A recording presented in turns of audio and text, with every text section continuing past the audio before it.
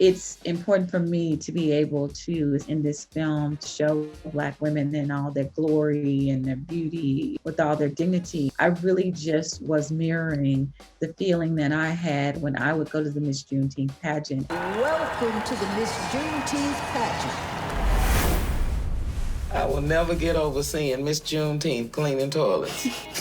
Miss Juneteenth is about a woman named Turquoise, who is a former beauty queen turned hardworking single mother who's preparing her rebellious teenage daughter for the Miss Juneteenth pageant, and she's hoping to keep her from repeating her same mistakes in life.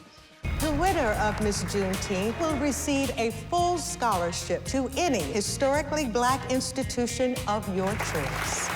Miss Juneteenth really is non-traditional in the sense that it's a holistic pageant. The focus for the young women is more than just on beauty. It's about, their talent and about their intelligence. There's different categories about essay. They learn about Juneteenth. For the committee that puts it on, it's about preparing these young women for what they see is the future. And it's also about confidence building. I mean, it has its fair share of competitiveness, as most pageants do, but it's also about connection and sisterhood. She my dream now. I'm gonna make sure that she's something that we ain't.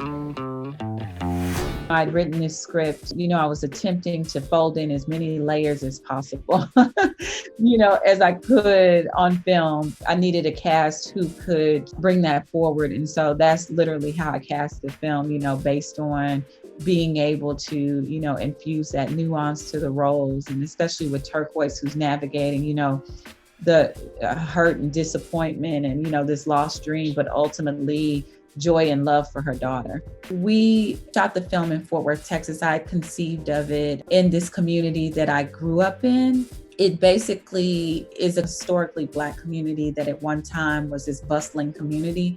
But today you see businesses that have just been holding on to what they have, literally, mimicking some of the, language in the film, because there's been gentrification that's enclosed on this community and threatened many of these historical Black businesses. A lot of my stories are about where we've been and what we choose to take forward. My point of view is obviously that of a Black woman. And so I'm telling stories where, especially where Black women can see themselves in lead roles.